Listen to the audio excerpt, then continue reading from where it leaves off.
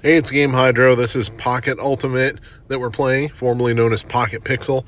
It's a Pokemon dupe. We're going to go over some tips, tricks, strategies, etc. in order to not only increase your performance in the game, but just to increase your enjoyment in the game as well.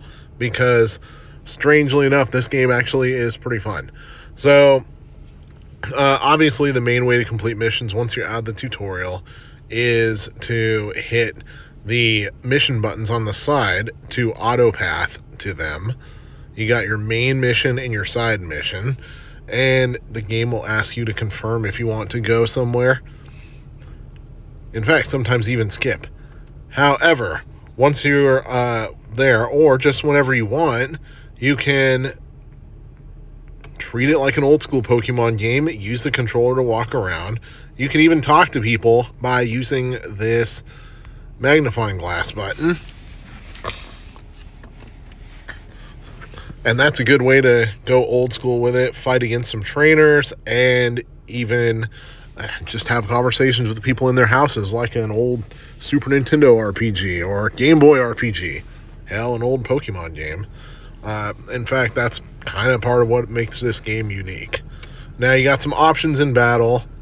You can either choose to fight manually, or you can do automatic. Plus, you got ×1 speed or ×2 speed. And you can flee and switch Pokemon, just like in the OG games. Over in the backpack area, you got certain items that will probably look familiar, like potions. And if you are fighting against a wild Pokemon, you have the option to catch them with a Pokeball, weaken them first in order to make them easier to catch, just like in the old school games.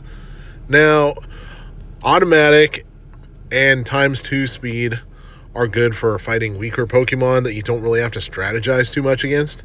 But when you have to strategize a little more in a tougher battle, then you probably want to go manual. And, ×2 should be fine, but you still want to go manual because you can pick the moves that are strong against the Pokemon that you're facing. And also, you can battle with whatever Pokemon you want. Now, go to the menu area, and you'll have a whole bunch of different options.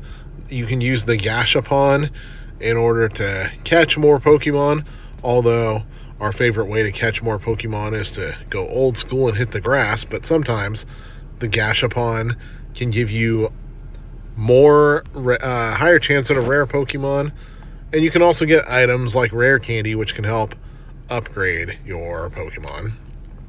You can get TMs out of this one, held equipment items out of this one, and Pokemon out of this one. Plus, you get bonus gold each time that you do the spin. In that case, we got Nidoran Male. That's an old schooler right there, first generation.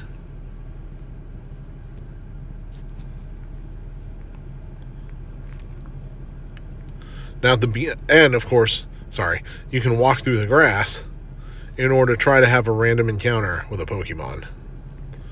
So, Pidgey right here, of course.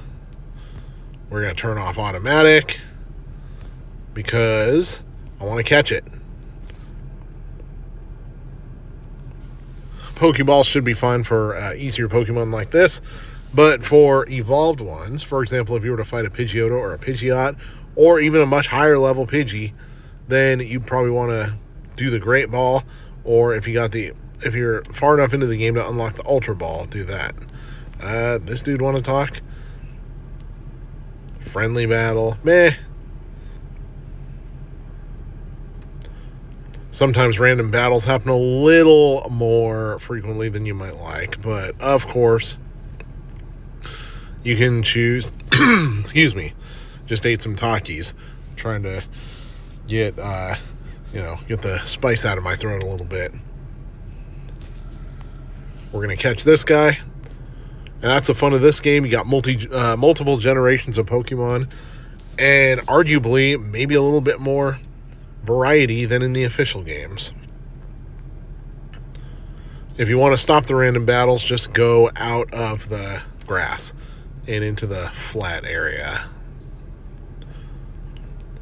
Sometimes, of course, these trainer battles are unavoidable, though.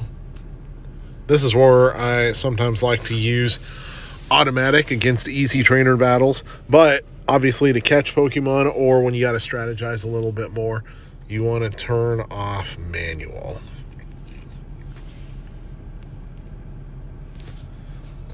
And you can get rare candies, you can get cards that allow you to upgrade your Pokemon. So, oh, look at that. Treasure chest down there somewhere. If you can find a way to that side of the forest, then you can open it, get some nice gifts. And these trainers are still pretty easy, but once you get to the hard ones, you're probably going to want to go manual. And sometimes the gap between easy and hard can be just a difference in like 2 experience levels. For example, we're level 6, we're level 9 with the Eevee, and her Jigglypuff is level 6. Alright, so there's multiple ways to upgrade your Pokemon in here. Dying Pokemon need treatment in the Pokemon Center. Damn, that got dark. The game never talks about them dying, but luckily you can auto path over to the Pokemon Center. And just like in the Game Boy games, it's completely free to heal up your Pokemon. And let's take a look at our group here. So Bulbasaur, the easiest way to level him up is just hitting the up button. You can level them up until they reach the maximum level, which is equivalent to your own maximum level. And at certain levels, just like in the Game Boy games, you can learn a new move. Or you can choose to get rid of the move. So, what does it do? Cloud of poisonous dust that poisons the target. I like that better than Growl, so we are going to keep it. But of course, you can toss away the new move if you want to. And an easy way to experience farm with your trainer in order to get them stronger so you can strengthen your Pokemon is to complete not only main quests but side quests as well. Because the side quests will allow your trainer to gain experience and go into the main quests with even larger amounts of experience. Once you get far enough into the game, you can evolve your Pokemon once they hit a certain level. And this is kind of similar to the Game Boy games. So Bulbasaur will become Ivysaur and then Venusaur. Unfortunately, I don't think there's any Pokegods or any weird 90s mythology in this game like Venustoise from Season 1 of the Indigo arc, etc. But you can switch out moves, especially if you got TMs. You can upgrade the star grade if you got enough, the grade and the star level if you got the materials to do so. And there's lots of ways to earn those materials: offline income, online income, dungeons, etc. Off to the left, you can join the Facebook and the Discord. Can't really see it too well though, because I know it doesn't look like it on the video, but on my phone screen, the notch blocks the icons. So if you want to unblock those icons, make sure that your phone flipping is not blocked off, or your phone orientation isn't locked, and then flip your phone over. And over here in the options menu, you can control a lot of settings, turning off and on the music. You can choose what to do with friend requests, battle invites, private messages. You can block everybody out if you want to just play solo. You can turn off the VIP.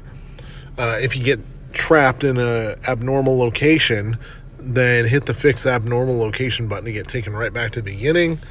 And under redeem codes, you can enter and exchange coupon codes for free gifts. We're going to try our favorite universal one, which is, of course, VIP 777.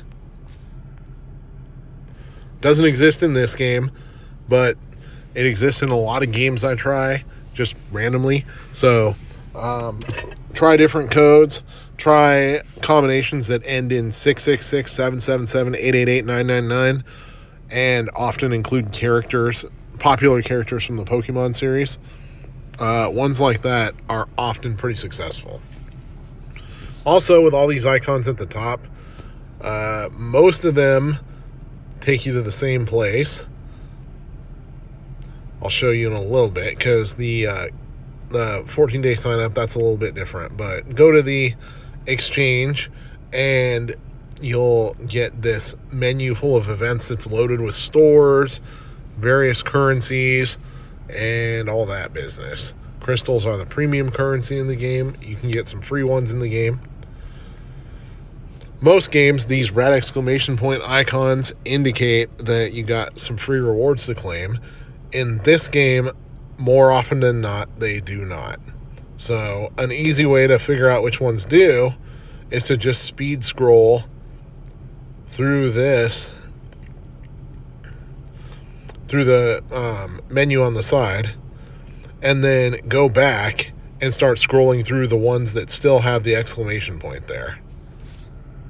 Some of them, like the daily sign-in rewards and quest completions, have free rewards.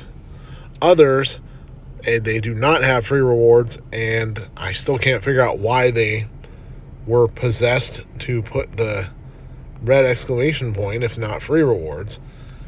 And then other ones, like this carnival area, you got to kind of tap around to find the reward. But make sure to claim everything. It'll provide you a massive boost in your play. Recharge event. I don't know why they put a red exclamation point there. There is no free reward in recharge. So tap all these icons to see where they all go, but just be aware, most of them take you to the same place, but just enough of them take you to different places to make it worth it. But yeah, when you're in the town, go to people's houses and talk to them, just like a old 90s JRPG. It may not be useful information, but sometimes it's just fun to talk to people. Matter of fact, we're back in town now. Let's try it. Oh, and you'll have to get used to this controller icon thing, because it's very easy to go the wrong way by accident.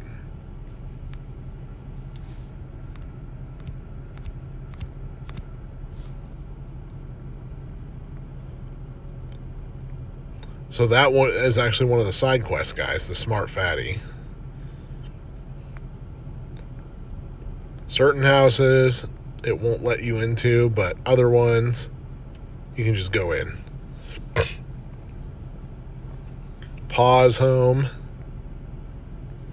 Talk to Paw, see what he says. It's sometimes good to look at the scenery and relax your mind.